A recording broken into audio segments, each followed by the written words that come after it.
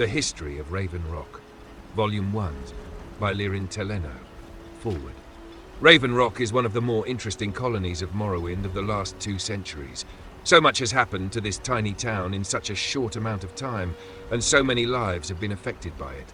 I felt it necessary to describe its rich history within these volumes.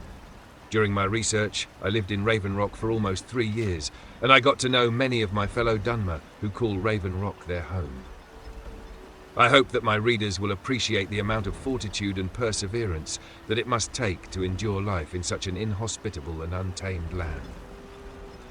Raven Rock was founded in 3427 by the East Empire Company in response to the discovery of a rich ebony mine on the southern edge of the island of Solstheim.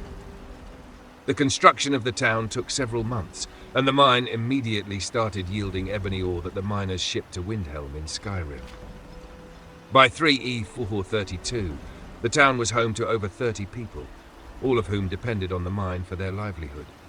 At this time, Raven Rock was almost exclusively inhabited by Imperials and a few Nords who were drawn to the mine's wealth. When the Oblivion Crisis arose in 3E433, Raven Rock remained largely untouched by Marunis Dagon's forces, and work continued as usual.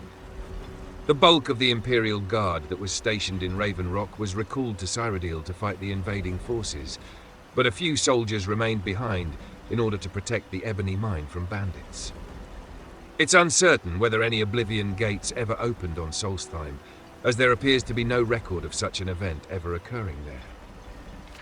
In the first year of the Fourth Era, after the destruction of Aldrune, many of the Dunmer great houses sent out small groups of their own to seek places to re-establish themselves. House Redoran's group was led by Brara Morvain, who immediately struck out for Solstheim.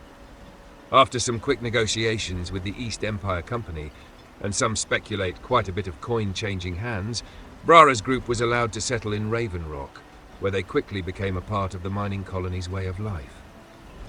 The Dunmer proved to be both hard-working and reliable when it came to working in the mines, impressing the East Empire Company and solidifying their relationship. All was going quite well until that fateful day in 4E5, when the Red Mountains suddenly erupted, sending a massive blast across the Sea of Ghosts that struck Solstheim with its full fury.